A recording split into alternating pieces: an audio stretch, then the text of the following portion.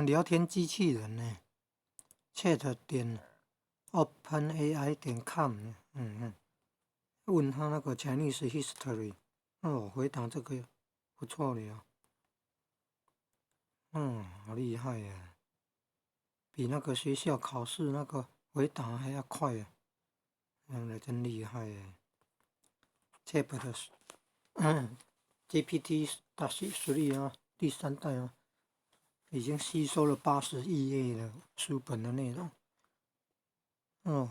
一般人哪有办法短时间吸收那么多？